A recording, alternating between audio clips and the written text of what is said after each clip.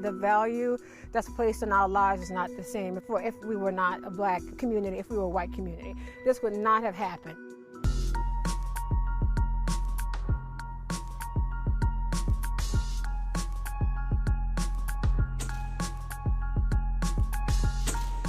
Climate change and environmental racism are some of the biggest issues facing communities of color here in Louisiana. I've already seen what land loss looks like along the coast, and now I'm going to a historic black community on the west bank of the Mississippi River. I'm meeting with Joe and Joy Banner in their hometown of Wallace, which is part of an area called Cancer Alley. It's an 85-mile stretch between New Orleans and Baton Rouge, known for its high concentration of industrial plants, as well as some of the highest cancer rates in the nation, according to the EPA. And now the Banner sisters are fighting to stop a proposed grain terminal from being built in their community. The sisters are descendants of the enslaved people from Whitney Plantation, which is just down the road from the proposed grain terminal. And it's where I'm meeting them to learn more about their history here in Wallace. This is the only plantation here along the River Road that's focused on the life, the labor, and the contributions of the Africans and their descendants that were enslaved here and throughout Louisiana. This is the big house. This was where the owning family lived. We have to remember that a plantation is not about this house exclusively. It's the land, it's the crops. And of course, that labor was performed by enslaved people. You see that and you can't help but be impressed to see the facade of it all. And then you know the story or the dark history behind it too and understand that. It's easy sometimes for people to come to plantations and be taken away by the beautiful architecture if the story of the enslaved people is not accurately told. Talk to me about the significance of this house, because you all actually sheltered here, right, during one of the hurricanes? So I was the director of communications here, so had access to the site, and we were at home and knew that Hurricane Ida was going to be an intense storm. And so our plan B was to come here and shelter here at Whitney, because this house has been here since the 1790s. We did not expect to be here. We thought that we could have rode the storm out in our home, but if the storm became bad enough that we would have this structure to come to, because it was built by skilled hands of our ancestors, we believe it could give us the coverage that we needed. It was 17 hours, no power, only light coming from our candles. It was harrowing. But in terms of being in this house, I was surprised at how peaceful it was, and it was comforting. And I totally believe that it was our ancestors that were here with us. How does the community process all of these traumas and challenges today? A lot of times they don't process it because it's still too hard, and they wanted to, pass along strength and empowerment, but at the same time, I think a lot of the story was just too painful to talk about. There was also a sense of shame too that we, I think, are collectively dealing with, but not knowing the history, not understanding how much our ancestors contributed to everything. What does racial healing look like to you all?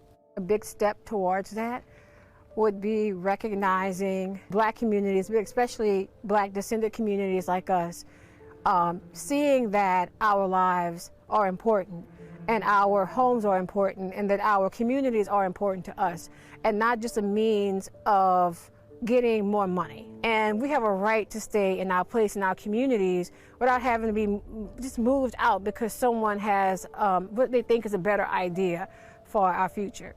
How does the legacy of the plantation impact the community today? It's a heaviness that has not been acknowledged.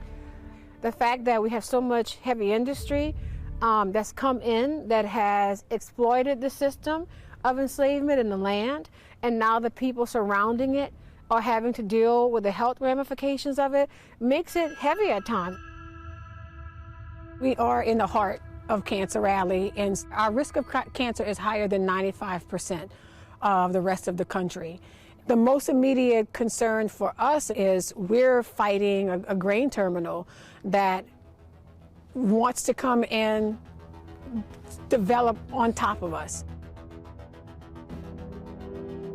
The value that's placed in our lives is not the same if we were not a black community, if we were a white community. This would not have happened. We have so much rich history, so much rich black history, and so much history that is so important to the history of this country. But people have intentionally devalued it so that we can always be movable. Like they can get rid of us and then make the highest dollar off of the land, make the highest dollar because we have access to the river. To get a better idea of what they're fighting for and how this would affect their community, the Banner sisters are taking me to their property and the proposed grain site.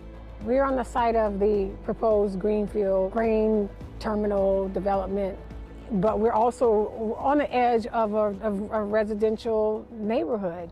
And so literally it's right there where you see those pilings. That's where part of the facility will be. So I say it's not next to us, it's on top of us. In a statement provided to NBC News, Greenfield says, "We believe no one should ever have to trade their health for economic opportunity, which is why this project has been planned as a direct response to the legacy of environmental racism that has plagued communities across the country like Wallace." They went on to say, the technology Greenfield is utilizing will outperform all current and anticipated environmental standards. Someone on the outside looking in who doesn't know the history of this place might have the thought of, why don't you just leave? If this place is bad for your health, you've seen the impacts on your own family members, why stay? What would you respond to that? I stay because this is my home. And in spite and despite of all of the ways in which they've tried to run us out of here, we love it, and I think that's a testament to the people that have been here, the legacies that they have, passed down to us. And again, we're people of faith and hope, and we know that we will win. I think we are winning. And are we concerned for our health? Yes, but it's worth the fight for us. And change can happen. Change, if you're talking about an area that went from slavery to freedom, and if you can make that change, then you can also make a change where we're not relying on industries that pollute and harm us. And in this battle, why I stay is because I feel that we have people that are here with us fighting. I would not be doing anything else but fighting for my community.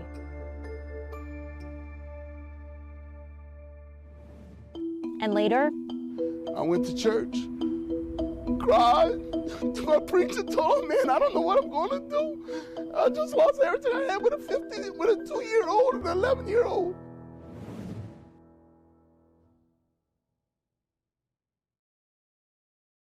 Thanks for watching our YouTube channel. Follow today's top stories and breaking news by downloading the NBC News app.